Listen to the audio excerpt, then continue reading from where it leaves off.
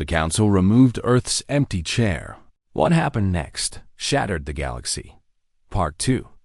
The quiet years the galaxy forgot about humanity. It happened slowly at first, then all at once.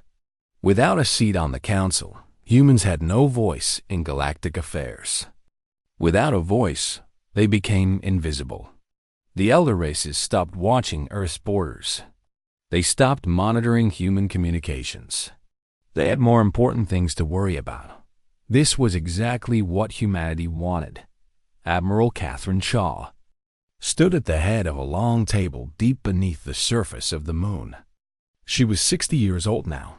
Her hair turned silver, her eyes sharp as broken glass. Around her sat the most brilliant minds humanity had ever produced. Scientists, engineers, military strategists. All of them shared one thing in common. They had all lost someone to the Zirithi Plague or to the Council's cruelty over the centuries. Status report, Catherine said. Dr. Nathan Cole stood up. He was a thin man with messy brown hair and glasses that he constantly pushed up his nose. He led the research division at Europa Station, humanity's most secret facility. The reverse engineering project is ahead of schedule, Nathan said. He pressed a button and holographic images appeared above the table. We have successfully decoded Cathari fusion technology. More importantly, we have improved it. The images showed engine designs that looked nothing like anything the galaxy had seen before. Quantum tunneling drives, Nathan explained. The Cathari use fusion to bend space. Our engines punch holes through it. A journey that takes their ships 3 months will take ours 3 hours. Admiral Shaw nodded. Weapons? A woman at the far end of the table stood up. General Patricia Dunn was built like a tank and twice as tough. She had served in every conflict humanity had fought since the Plague years. We recovered Sithek's weapons technology from a crashed scout ship near Jupiter, Patricia said. Their plasma cannons are impressive. Ours are better. She showed images of weapons tests. Targets being vaporized. Asteroids being split in half. We have also developed something new, Patricia continued. We call them reckoning missiles. They can phase through shields that would stop any conventional weapon. The Volani shield harmonics cannot detect them. Nothing can. The room was quiet for a moment. Everyone understood what these weapons meant. They were not building defenses. They were building the tools of war. Catherine looked around the table. How long until we are ready? An old man near the window spoke up. His name was Samuel Hayes, and he was the chief architect of the construction project in the asteroid belt. The fleet will be complete in 15 years, Samuel said. 2,000 ships. Each one capable of destroying a Cathari battle cruiser in single combat. The flagship is already 70% finished. The flagship's name? Catherine asked. Samuel smiled grimly. Reckoning. Catherine nodded slowly. 15 years. Make it 10. The years passed in secret labor and quiet determination. On Earth, children went to school and learned about the empty chair. Teachers showed them the recording of High Arbiter Zolthan X ordering their seat removed. They taught them the names of the 20 million who died in the plague. Every child memorized those names. Every child understood what the galaxy thought of humanity. They were not taught to hate. Hatred was too simple, too hot, too easy to burn out. They were taught something colder and more lasting. They were taught to remember. On Mars, General Patricia Dunn trained a new generation of soldiers. These were not ordinary troops. They were enhanced with technology that made them faster, stronger, and more resilient than any human before them. But the enhancements were only part of their training. You are not fighting for revenge, Patricia told each new class of recruits. Revenge is empty. You are fighting for something greater. You are fighting so that no species will ever be abandoned again. You are fighting so that the strong will protect the weak instead of crushing them. The recruits listened. They understood. Many of them had grandparents who survived the plague years. The stories had been passed down like sacred texts. On Europa, Dr. Nathan Cole pushed his team to the breaking point. They worked in shifts around the clock. They decoded alien technology and rebuilt it better. They made mistakes and learned from them. They achieved breakthroughs that would have taken other species centuries. Nathan rarely slept. When his assistants worried about him, he would show them a photograph he kept in his pocket. It showed a young woman with his same messy brown hair and crooked smile. "My mother?" he would say. She was a nurse on New Haven. She stayed behind to help patients when the evacuation ships left. She died 3 days before the quarantine ended. No one questioned his dedication after that dot in the asteroid belt. Samuel Hayes watched his shipyards grow. What started as a single construction platform became 100, then 1,000. The ships they built were unlike anything the galaxy had ever seen. They were fast and deadly and beautiful in a terrible way. Samuel was 87 years old when the last ship was completed. He stood on the observation deck of the main station and watched the fleet arrange itself in perfect formation. 2,000 vessels, each one a promise and a threat. Admiral Catherine Shaw stood beside him. She was 70 now, but she moved like a woman half her age. The fire in her eyes had never dimmed. "You built something incredible, Samuel," she said. The old man shook his head. "We all built it. Every human who kept faith during the quiet years. Every scientist who worked through the night. Every child who memorized the names of the dead." He paused. "Every soul we lost to the plague." Catherine put her hand on his shoulder. "They would be proud, would they?" Samuel asked. "We built weapons of war. We are about to shatter a peace that has lasted 10,000 years. Catherine was quiet for a long moment. Then she spoke in a voice like iron. "The Council's peace was built on the suffering of the weak. The Scythic strip-mined inhabited worlds, and the Council looked away. The Ketheri kept entire species in economic slavery and called it trade agreements. 20 million humans died while the galaxy watched." She turned to face Samuel. "That is not peace. That is order enforced by those with power over those without." Samuel nodded slowly. He understood. He had always understood. "When do we move?" he asked. Catherine looked out at the fleet. The flagship Reckoning hung at the center, larger than any vessel the galaxy had ever seen. Its hull was painted black, and its name was written in letters of gold. "The Galactic Council meets in 3 days on Kethera Prime," she said. "Every representative from every species will be there, including High Arbiter Zolfanex." She smiled, and there was no warmth in it. "We will attend, uninvited." That night, Admiral Shaw broadcast a message to every human colony, station, and outpost in the galaxy. It was short. It was simple. It was 50 years in the making. "Children of Earth," she said, "remember the empty chair. Remember the names of the dead. Remember how they abandoned us in our darkest hour. Tomorrow, we remind them that we remember. Tomorrow, we remind them that humanity is not lesser. Tomorrow, we remind them that the quiet years are over." She paused, and her eyes seemed to look directly at every human who heard her words. "Tomorrow, we rise." Across human space, lights came on in windows. People gathered in public squares. Soldiers saluted screens and civilians stood straighter. 50 years of silence had ended. 50 years of preparation had begun to pay off. The galaxy was about to learn that forgetting humanity had been the worst mistake it ever made. The Council removed Earth's empty chair. What happened next shattered the galaxy. Part 1. The empty seat, the grand assembly hall stretched for miles in every direction. Its ceiling rose so high that clouds sometimes formed beneath it. Thousands of seats filled the vast chamber, arranged in tiers like a mountain of politics and power. At the very top sat the Kethari, the oldest and most powerful species in the known galaxy. Their skin was dark blue, and their eyes glowed with ancient wisdom.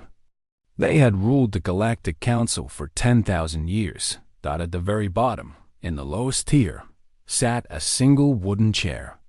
It looked out of place among the floating platforms and energy cushions used by other species. This simple chair belonged to humanity. Ambassador Daniel Brooks sat in that chair for 40 years. He was a tall man with gray hair and tired eyes. Every morning, he put on his best suit. Every morning, he walked into the Grand Assembly with hope in his heart. Every evening, he walked out with that hope crushed a little more. Daniel remembered his first day on the council. He had been young then, full of dreams about humanity's place among the stars. The Volani representative, a being made of living crystal, had laughed at his opening speech. The sound was like breaking glass. "How charming," the Volani had said. "The children want to play with the adults." That was 300 years after first contact. Humanity had spread to dozens of worlds by then. They had built great cities on Mars and Europa. They had sent ships to distant stars. But to the elder races, humans were still infants taking their first steps. Daniel tried everything. He proposed trade agreements that would benefit everyone. The council voted them down. He suggested sharing technology to help developing worlds. The elder races refused. He asked for representation on important committees. They told him to wait another 1,000 years. The worst part was not the rejection. The worst part was being ignored. Daniel would stand at his podium, speaking with passion about human achievements and human dreams. The other representatives would talk among themselves, not even pretending to listen. Sometimes they would leave the chamber entirely while he spoke. His assistant, a young woman named Grace Porter, once asked him why he kept trying. "Because someone has to," Daniel said. "Because if we give up, they win. And because somewhere out there, a human child is looking at the stars and dreaming. I will not be the one who tells her those dreams are impossible." Then the plague came. The Zurithi virus appeared on the colony world of New Haven in the spring of 2847. No one knew where it came from. Some said it was natural. Others whispered that the Scythics had created it as a weapon. The truth never mattered. What mattered was the people were dying. The virus spread fast. It jumped from New Haven to 3 other colonies in weeks. The death toll climbed from hundreds to thousands to millions. Human doctors worked around the clock, but they had never seen anything like this disease. They needed help. Daniel stood before the Grand Assembly with tears in his eyes. He had never begged before. He begged now. 14 million of my people are dead, he said. His voice cracked. Millions more will die without help. The Ketheri have medical technology that could save them. The Volani have cures for similar viruses. I am not asking for charity. I am asking you to help us save innocent lives. High Arbiter Zolfanex looked down from his seat at the top of the chamber. He was the leader of the Kethari, the most powerful being in the galaxy. His face showed no emotion. The Council recognizes the situation, Zolfanex said. We have discussed it thoroughly. Daniel felt a spark of hope. Our decision is as follows, the High Arbiter continued. Human space will be quarantined effective immediately. No ships will enter or leave until the plague has run its course. This is for the protection of all galactic citizens. The spark of hope died. You cannot do this, Daniel said. You are condemning millions to death. We are protecting billions, Zolfanex replied. The needs of the many outweigh the needs of the few. This is the way of the Council. This is the way it has always been. Daniel looked around the chamber. He looked at the Volani, who could have helped but chose not to. He looked at the Scythics, who might have caused this horror. He looked at dozens of other species, all of them watching, none of them speaking up. You could save them, he said quietly. All of you could save them, but you will not. Not because you cannot, but because you do not care. No one answered. No one even looked uncomfortable. Daniel walked out of the Grand Assembly that day and never returned. He spent his final weeks helping coordinate relief efforts from his ship. He worked 20-hour days. He sent messages to every human colony, trying to organize what little resources they had. He watched the death toll climb past 20 million. 3 weeks later, Daniel Brooks died. The official cause was heart failure. Everyone who knew him understood the truth. His heart did not fail. It was broken. His final message was sent to the United Earth government. It was short and simple. They will never see us as equals. Find another way. Earth's chair sat empty for one standard galactic cycle. The council debated what to do. Some suggested waiting for humanity to send a new ambassador. Others argued that the chair was wasting space. High Arbiter Zolphanex made the final decision. Humanity has abandoned their seat, he declared. By the ancient laws of the council, a species that does not attend sessions forfeits their membership. The motion to remove Earth's chair will now be voted upon. The vote was unanimous. Not a single species opposed it. The next morning, workers came to remove the simple wooden chair. They carried it out of the Grand Assembly and threw it into a storage room filled with forgotten things. The Cathari representative watched with satisfaction. Let this be a lesson, Zolphanex said to no one in particular. Lesser species must earn their place among the stars. A recording of this moment was transmitted across the galaxy.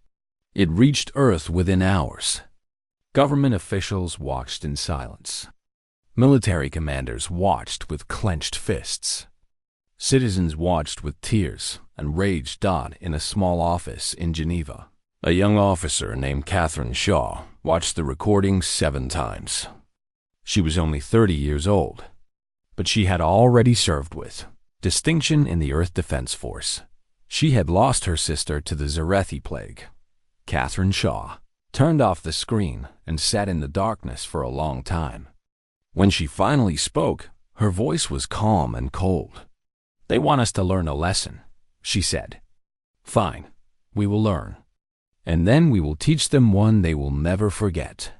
Outside her window, the stars shone bright and indifferent. They had no idea what was coming. The council removed Earth's empty chair. What happened next shattered the galaxy. Part 3. The return the Grand Assembly on Cathara Prime was filled with noise and color. 300 representatives from 87 species talked and argued and made deals in the shadows. It was the annual session, the most important gathering of the galactic year. Everyone who mattered was there. High Arbiter Zolphanex sat at the top of the chamber, looking down at the assembly with ancient eyes. He was very old now, his blue skin faded to pale gray, his movements slow and careful. But he was still the most powerful being in the galaxy. His word was law among the stars. The morning session had been boring. Trade disputes, border arguments, the usual matters of a vast civilization. Zolphanex was about to call for new business when the ceiling exploded. Not exploded exactly. It was more like it was peeled away, layers of reinforced metal folding back like flower petals. Through the gap descended a ship, unlike anything the assembly had ever seen. It was sleek and black and hummed with power that made the air vibrate. Guards rushed forward with weapons raised. They never got close. A pulse of energy swept through the chamber, and every weapon in every hand simply stopped working. Communicators died. Shields flickered and vanished. The most powerful beings in the galaxy found themselves completely helpless. The ship landed in the center of the chamber. It touched down on the exact spot where Earth's chair had once stood. The coincidence was not an accident. A ramp lowered from the ship's side. Out walked Admiral Catherine Shaw, her silver hair pulled back tight, her uniform perfect, her eyes cold as space. Behind her came 20 Marines in powered armor that towered over even the largest alien species. The chamber was silent. No one knew what to do. Nothing like this had ever happened in 10,000 years of council history. Catherine walked across the floor.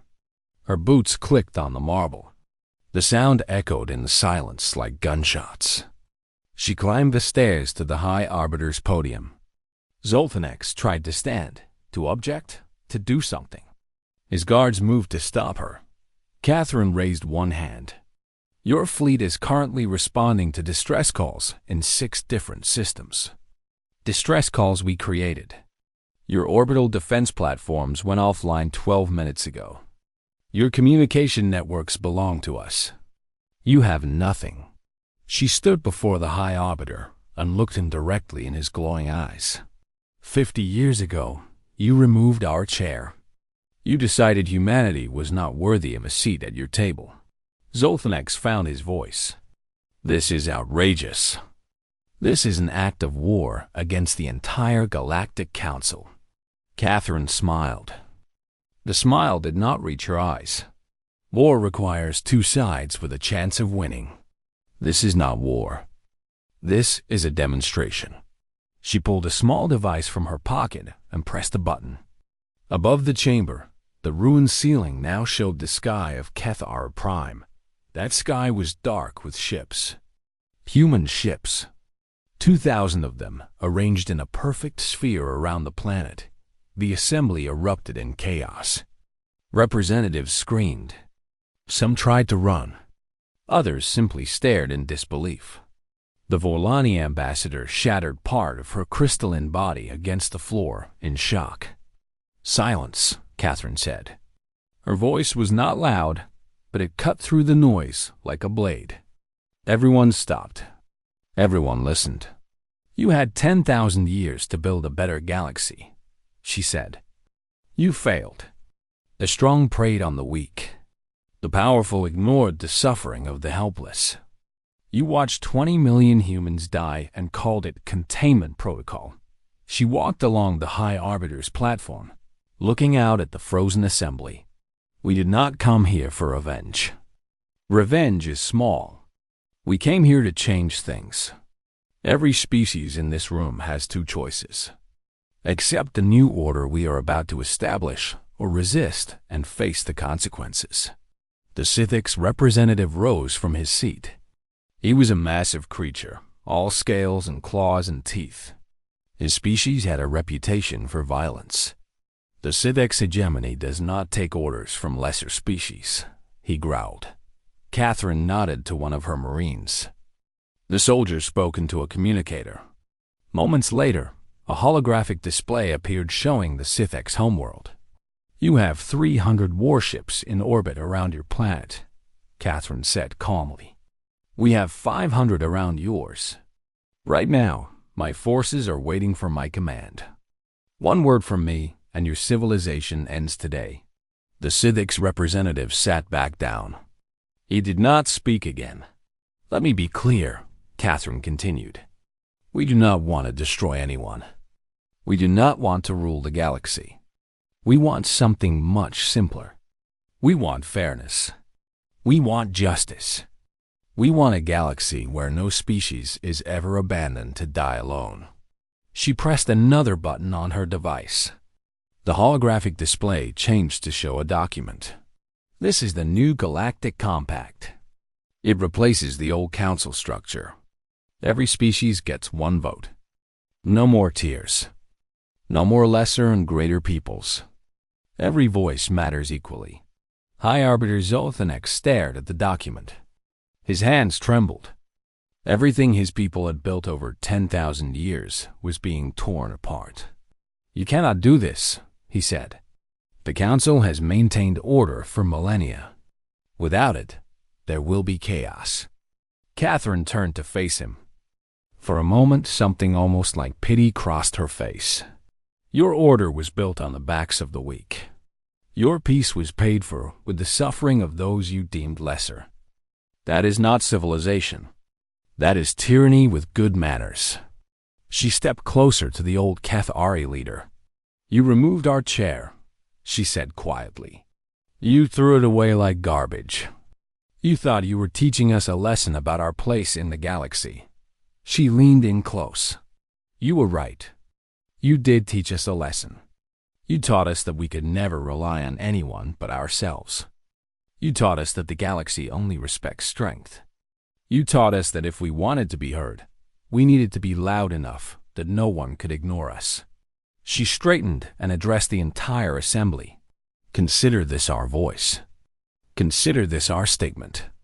Consider this the moment everything changes.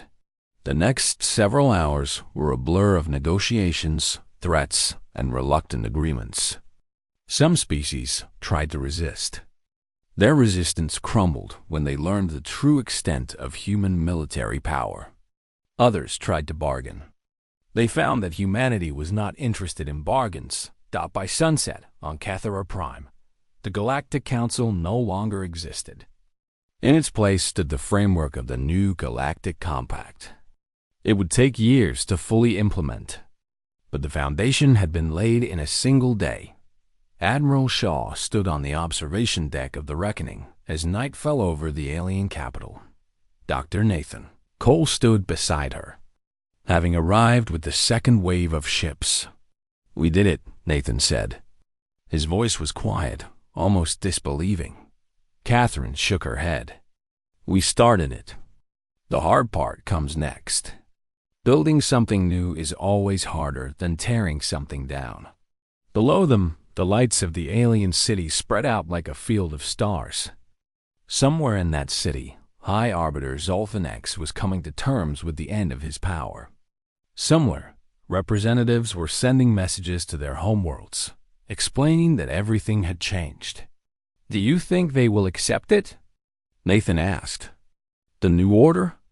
Catherine was quiet for a long moment. When she spoke, her voice was softer than he had ever heard it. "Some will. Some will fight. Some will pretend to accept while plotting against us." She turned to look at him. "But we are not going anywhere. We waited 50 years. We can wait 50 more if we have to." Nathan nodded. He thought about his mother, who died helping others. He thought about the 20 million who never got a chance to see this day. He thought about all the children who had memorized their names. "They would be proud," he said. Catherine looked back out at the alien night. "They would tell us the job is not finished. And they would be right." The Council removed Earth's empty chair. What happened next shattered the galaxy. Part 4. The New Order. The first year after the demonstration was the hardest. Humanity had broken the old system, but building a new one took more than military power.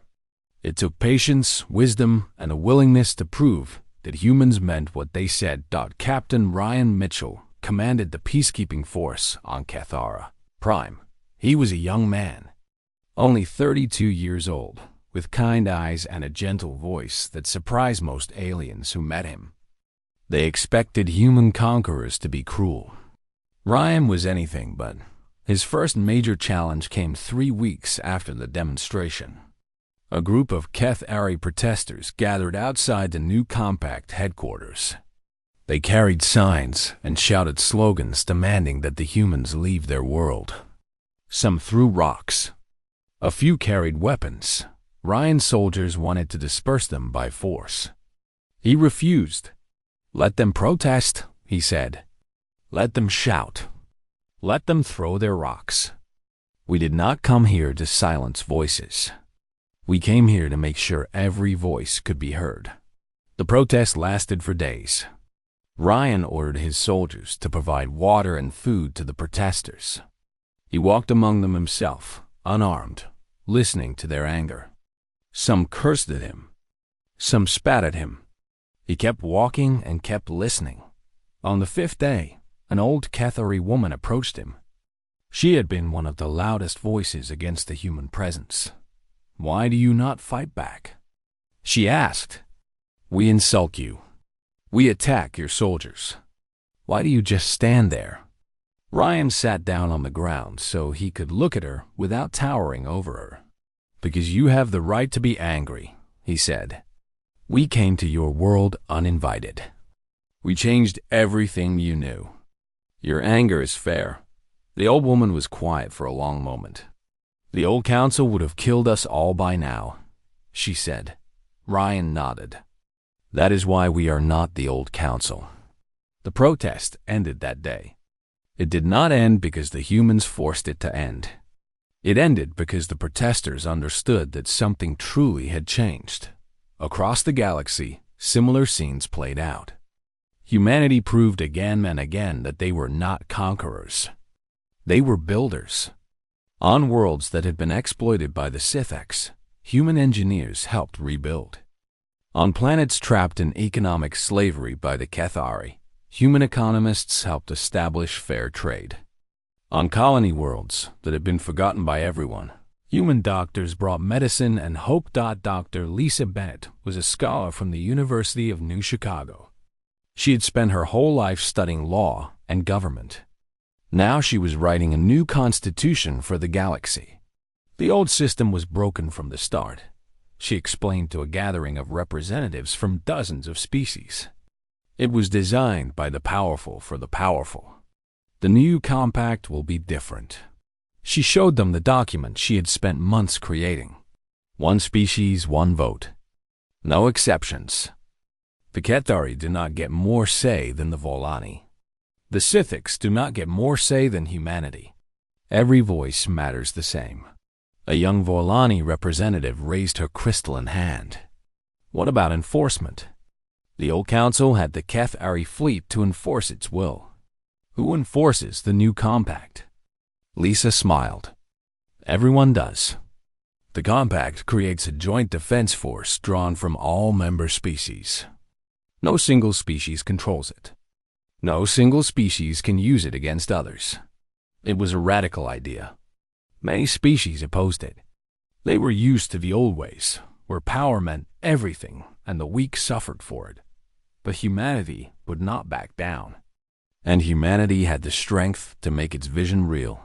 Not everyone accepted the new order peacefully. The Sithx hegemony was the first to test human resolve. 3 months after the demonstration, they gathered their scattered fleets in secret.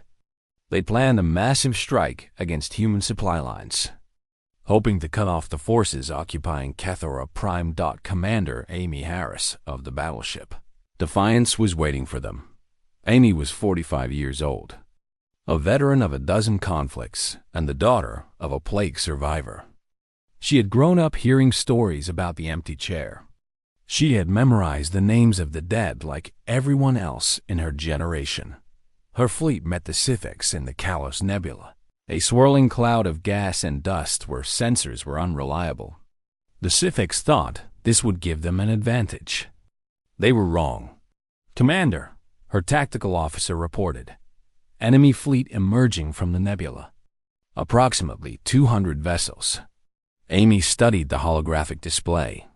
The Sithx ships were larger and more heavily armed than hers. In a straight fight, they might have had a chance, but Amy did not fight straight. Launch the reckoning missiles, she ordered. Target their command ships. The missiles phased through the Sithx shields like they were not there. In seconds, a dozen enemy command ships were destroyed. The Sithx fleet fell into chaos without coordination. The battle lasted 6 hours. By the end, the Sithx fleet was broken. 70 ships destroyed. Another 100 captured. The rest fled into the darkness of space. Amy stood on her bridge and watched the survivors retreat. She felt no joy in the victory, only a grim satisfaction that her people had proven their point once again. She broadcast a message to the fleeing ships. Tell your masters what happened here. Tell everyone. The age of predators is over. The strong do not eat the weak anymore. The strong protect them. That is the human way. That is now the galactic way. The message spread across the galaxy faster than any ship could travel. Other species who had been thinking about resisting the new order changed their minds. The Sithx defeat proved that humanity's military power was not a trick or a bluff. It was very real. Admiral Catherine Shaw heard about the battle from her headquarters on Earth. She was 73 years old now, and the years of fighting were starting to show. But her mind was still sharp, and her will was still iron. "How many did we lose?" she asked. 12 ships, her aide reported. 347 soldiers. Catherine closed her eyes. Every loss hurt. Every name would be remembered. And the Scythics?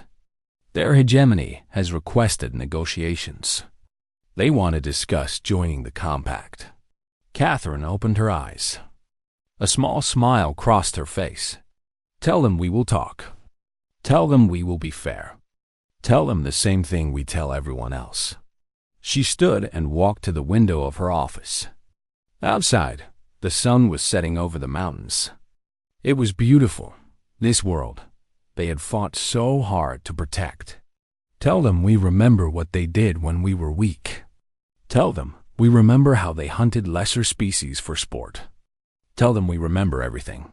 She turned back to her aide. "But tell them we forgive. Because that is the difference between who we were and who we are. The old galaxy was built on grudges and revenge. The new one will be built on something better." Her aide nodded and left to deliver the message. Catherine stood alone in her office as night fell. She thought about Daniel Brooks, the ambassador who died of a broken heart. She thought about her sister, lost to the plague. She thought about the millions who never got to see this day. "We are doing it," she whispered to the empty room. "We are building something new. Something better." Outside, the stars appeared one by one. The same stars that had witnessed humanity's humiliation 50 years ago. The same stars that now watched as humanity reshaped the galaxy. The work was far from finished. There would be more challenges, more battles, more sacrifices ahead. But the foundation had been laid. The new order was taking shape, and humanity would make sure it lasted. The Council removed Earth's empty chair. What happened next shattered the galaxy Part 5. The empty chair returns 20. Years had passed since the demonstration at Kethar Prime. The galaxy had changed in ways no one could have imagined. The new Galactic Compact was no longer an idea enforced by human weapons. It was a living thing, accepted by most species, cherished by many. The new assembly hall was different from the old one. There were no tiers, no high seats for important species and low seats for lesser ones. Every chair was the same height. Every voice had the same power. It had taken years to build, but it stood as proof that change was possible. At the center of the chamber, under a dome of transparent crystal, sat a simple wooden chair. It was Earth's original seat from the old council, recovered from a storage room on Kethar Prime, where it had been thrown away like garbage. Now, it was the most important artifact in the entire compact. Admiral Catherine Shaw walked slowly through the assembled representatives. She was 93 years old now. Her hair was white as snow. Her steps were careful and measured. But her eyes were still sharp, and her voice still carried when she spoke. This was her final address. Everyone knew it. She had given her whole life to this cause, and now she was passing the torch to a new generation. "I remember the day they removed our chair," she began. Her voice was softer than it used to be, but the chamber was silent, and every word reached every ear. "I was 30 years old. I watched the recording in my office on Earth. I watched High Arbiter Zolthan X order it taken away. I watched the other species saying nothing." She paused, gathering her strength. "I was angry that day. Angrier than I had ever been. I wanted to hurt them. I wanted to make them pay for what they did to us, for the 20 million we lost, for all the years of being treated like children." Catherine looked around the chamber. Kethari sat beside humans. Villani spoke with Scythics. Species that had once been enemies now worked together every day. But anger fades. Revenge leaves you empty. What lasts is what you build. She gestured at the preserved chair beneath the crystal dome. We could have destroyed that chair. We could have burned it as a symbol of our victory over those who wronged us. Instead, we saved it. We put it here, at the heart of everything we created. She walked closer to the dome. Do you know why? Because this chair is not a symbol of our suffering. It is a symbol of possibility. Once, it was the lowest seat in the galaxy. The seat no one respected. The seat that was removed because no one thought humanity mattered. Catherine placed her old, wrinkled hand on the crystal. Now it is the most important chair in the galaxy. Not because humans sit in it. No one sits in it. It stays empty on purpose. It stays empty to remind everyone of what we lost and what we found. A young man rose from the human delegation. His name was Christopher Lane. He was 32 years old, the great-grandson of a plague survivor. He had grown up with stories of the empty chair and the quiet years and the demonstration that changed everything. Christopher walked to stand beside Admiral Shaw. He looked at the preserved chair with eyes that held both grief and hope. My great-grandmother was 7 years old when she died, he said. His voice was steady but soft. She lived on New Haven. When the plague came, her parents put her on an evacuation ship. The ship was turned back by the council blockade. She died 3 days later. He turned to face the assembly. I never knew her. I only know her name. But I grew up with that name. Every human child grows up with those names. 20 million of them. We memorize them in school. We say them on Remembrance Days. We carry them with us always. Christopher looked at the representatives from 100 different species. We did not come here for revenge. We did not shatter your old order because we wanted to rule in your place. We did it because we wanted something better, something fair, something that would make sure no species ever has to go through what we went through. He smiled, and unlike Admiral Shaw's cold smiles from decades past, there was genuine warmth in it. We want you to be better. We want the galaxy to be better. We want every child, human or alien, to grow up knowing that their voice matters, that their life matters, that no one will ever abandon them because they are weak or small or different. High Arbiter Zolthanix, ancient and frail, rose slowly from his seat. The chamber fell completely silent. He had not spoken publicly in years. Many thought he never would again. The old Cathari walked slowly across the floor. It took him a long time. His legs barely worked. His assistants tried to help him, but he waved them away. This was something he needed to do himself. He stopped in front of Catherine Shaw and Christopher Lane. For a long moment, he simply looked at them. His glowing eyes, once so bright with power, were dim now. I removed your chair, he said. His voice was barely a whisper, but the chamber was so quiet that everyone heard. I thought I was teaching you a lesson about your place in the galaxy. I thought I was showing you that lesser species must know their role. He bowed his head. I was wrong. I was so wrong. Your people died because of my arrogance. Your ambassador died because of my cruelty. For 50 years, you suffered in silence because of what I did. Tears fell from his ancient eyes. And then you came back. Not for revenge. Not to destroy us. You came back to make things right. To build something better than what we had built in 10,000 years. He looked up at Catherine Shaw. You could have killed me. You could have killed all of us. Instead, you forgave. You taught us that strength means protecting the weak, not crushing them. You taught us lessons we should have learned millennia ago. Zolthanix slowly, painfully, lowered himself to his knees. The Cathari accept your terms. Not because you forced us. Not because we fear your weapons. Because you were right. You were always right.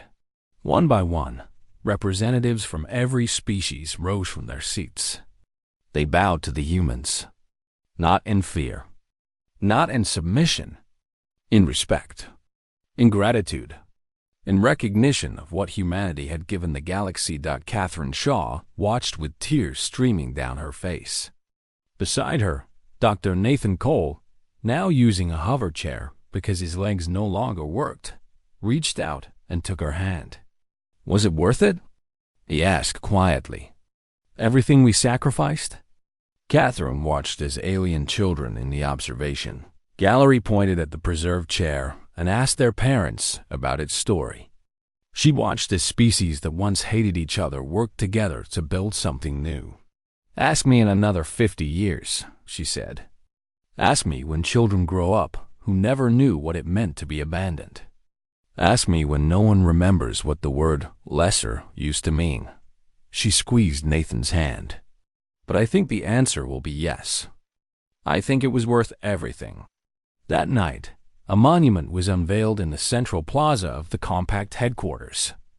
It showed a simple wooden chair floating among the stars. Beneath it, carved in every language known to galactic civilization, were words that would be remembered forever. "They forgot us. We made sure the galaxy would never forget anyone again." Human children brought flowers to the monument. Alien children brought offerings from their own worlds. Together, they stood in the starlight and learned the story of how one species refused to accept its place at the bottom. The empty chair was never filled. It did not need to be. Its emptiness was the reminder. Its emptiness was the lesson. Its emptiness was humanity's gift to the stars. And somewhere, in whatever place the dead go, 20 million souls finally found peace. Their children had kept the promise. Their names had not been forgotten. The galaxy was better because they had lived. That was enough. That was everything. That was the end of the story, and the beginning of a new one.